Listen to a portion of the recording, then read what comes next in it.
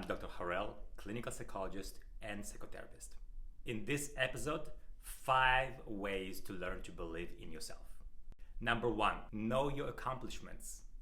We all have lived life, had experiences, had successes and failures, and you will be amazed to notice that you do not remember most of your successes.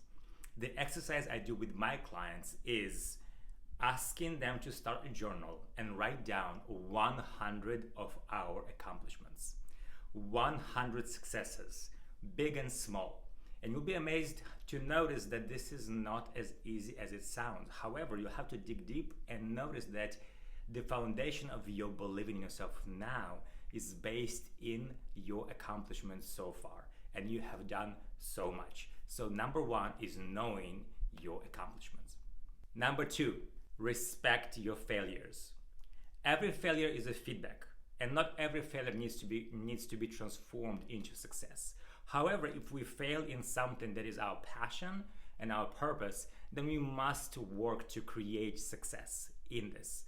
And the way we do it is through the GSAC process. Set a goal, devise and implement a strategy, assess the results, and correct. And go through the cycle over and over again until you get to where you are going. Number 3, confront the negative voice in your head.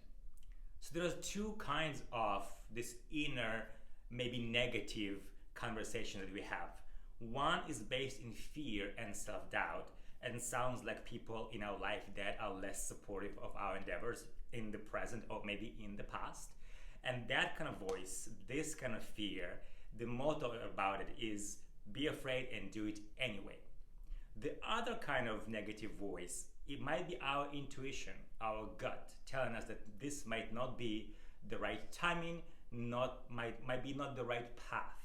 And intuition is different because here it's information, and I am a big believer in trusting our gut and listening to this inner voice.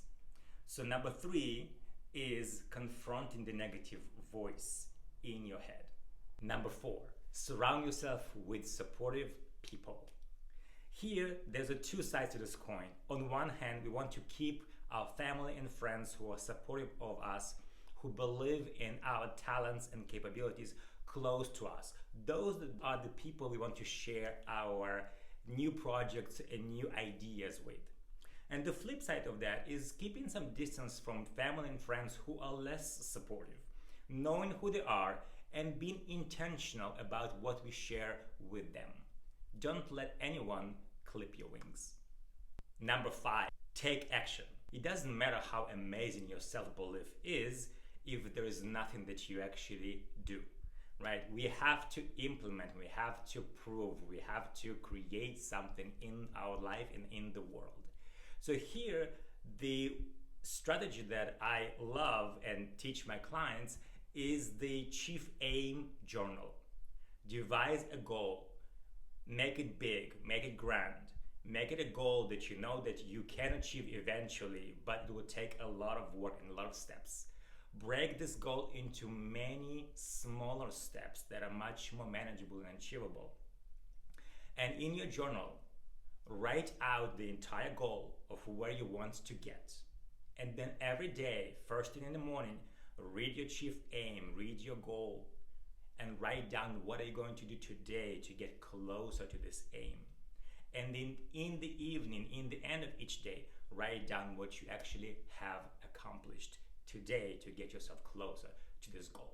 So number 5 is take action.